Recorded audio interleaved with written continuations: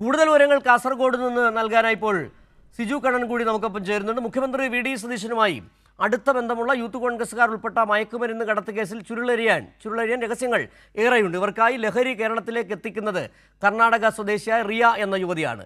ബംഗളൂരുവിന് പുറമെ ദില്ലി അടക്കം വിവിധ നഗരങ്ങളിൽ നിന്ന് MDMA എത്തിച്ചതായും വിവരമുണ്ട്.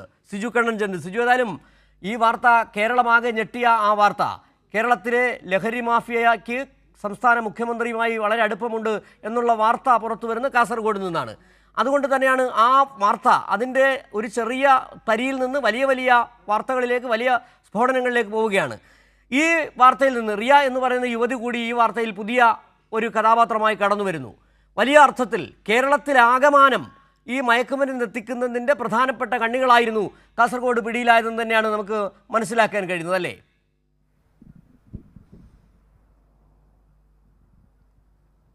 സിജു, ഞായറാഴ്ച ഉച്ചയോടുകൂടിയാണ് കാസർഗോഡ് കണ്ണൂർ അതിർത്തിയായ കാലിക്കടവിൽ മയക്കുമരുന്നുമായി 3 അംഗ സംഘം പിടിയിലായി എന്ന വാർത്ത വരുന്നത്. സ്വാഭാവികമായും മാധ്യമപ്രവർത്തകർക്കുണ്ടാകുന്ന കൗതുകം MDMA ആകുമ്പോൾ എത്ര അളവിൽ MDMA ഉണ്ട് എന്നുള്ളതാണ്. 140 ഗ്രാം MDMA എന്ന് പറഞ്ഞപ്പോൾ വലിയ വ്യാപ്തിയുള്ള ഒരു കേസാണ് എന്ന് മനസ്സിലാക്കിക്കൊണ്ടാണ് നമ്മൾ ഇടപെടുന്നത്. നേരത്തെ സാലിം മുഹമ്മദ് സൂചിപ്പിച്ചതുപോലെ തന്നെ അതിന് പിന്നിൽ നടന്ന കാര്യങ്ങൾ ഏതൊക്കെയാണ്? പ്രാദേശിക മാധ്യമപ്രവർത്തകരാണ് ആദ്യം ദൃശ്യങ്ങൾ പകർത്തുന്നത്. അതിലേക്കെത്തിയ സാഹചര്യങ്ങളെല്ലാം തന്നെ സാലിം മുഹമ്മദ് വളരെ വ്യക്തമായി പറഞ്ഞിട്ടുണ്ട്.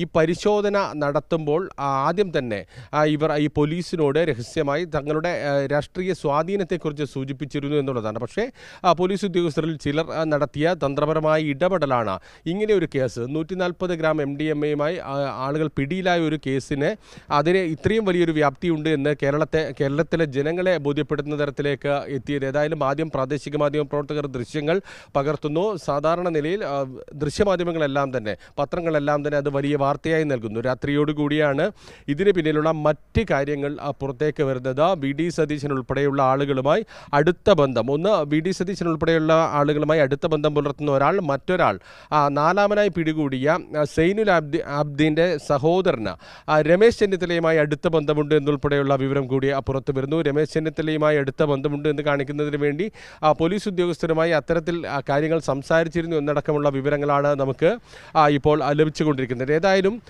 ഞാൻ പറയാൻ പോകുന്നത് വളരെ പ്രധാനപ്പെട്ട കാര്യമാണ്. കാരണം ഇത് ഇവിടെ അവസാനിക്കേണ്ട ഒരു കേസല്ല. ഇതിന് പിന്നിലെ രഹസ്യങ്ങളുടെ ചുരുൾ ഇനിയും അഴിയാനേറെയുണ്ട് എന്നുള്ളതാണ്.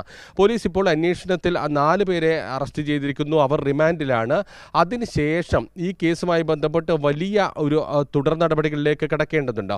ഓപ്പറേഷൻ തൂഫാൻ എന്നൊക്കെ പറഞ്ഞ സംസ്ഥാന സർക്കാർ നടത്തുന്ന വലിയ പദ്ധതിയിൽ ആത്മാർത്ഥതയുണ്ടെങ്കിൽ ഈ കേസിൽ കൃത്യമായ അന്വേഷണം നടത്തിക്കഴിഞ്ഞാൽ കേരളത്തിലേക്ക് MDMA-യും മറ്റ് മയക്കുമരുന്നും ഉൾപ്പെടെ എത്തിക്കുന്ന വലിയ സംഘത്തിലേക്ക് കൃത്യമായി എത്താൻ കഴിയുമെന്നുള്ളതാണ്. ഏതായാലും ഇവരുടെ ഉന്നത രാഷ്ട്രീയ ബന്ധം കാണുമ്പോൾ ഇത് എത്രത്തോളം എത്തുമെന്ന കാര്യത്തിൽ സ്വാഭാവികമായും കേരളത്തിലെ ജനങ്ങൾക്കുമെല്ലാം തന്നെ സംശയമുണ്ട് എന്നുള്ളതാണ്.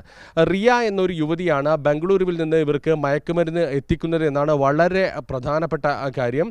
റിയയോടൊപ്പം മറ്റുള്ളവരും ഉണ്ട് എന്ന വിവരമാണ് ലഭിക്കുന്നത്. പക്ഷേ റിയയെക്കുറിച്ച് വളരെ വ്യക്തമായ വിവരം ഇപ്പോൾ പോലീസിന് ലഭിച്ചിട്ടുണ്ട്.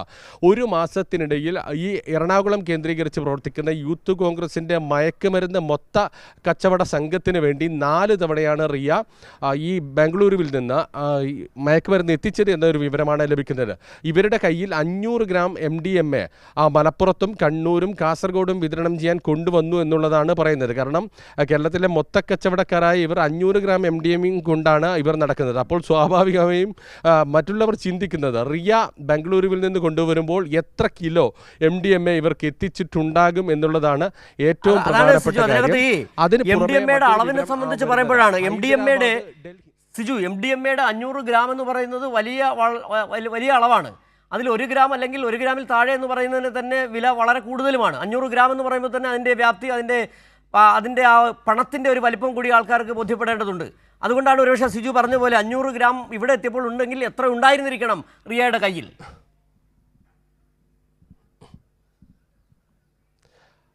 സിജു, ഞാൻ സൂചിപ്പിച്ചത്, അതായത് ഇവർ കേരളത്തിൽ വിതരണം ചെയ്യുന്ന മൊത്ത വിൽപ്പന കച്ചവടക്കാരാണ് ഈ യൂത്ത് കോൺഗ്രസ്സുകാർ. അവരുടെ കയ്യിൽ ഒരു തവണ 3 ജില്ലയിലേക്ക് കൈമാറാൻ വേണ്ടി മാത്രം വരുന്നത് 500 ഗ്രാം MDMA.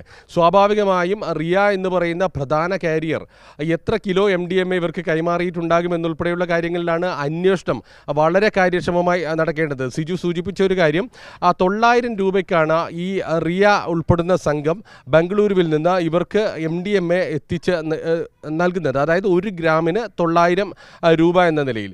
ഇവർ ഇത് കേരളത്തിൽ മൊത്തക്കച്ചവടം എന്ന നിലയിൽ വിൽപ്പന നടത്തുന്നത് 2200 രൂപയ്ക്കാണ്.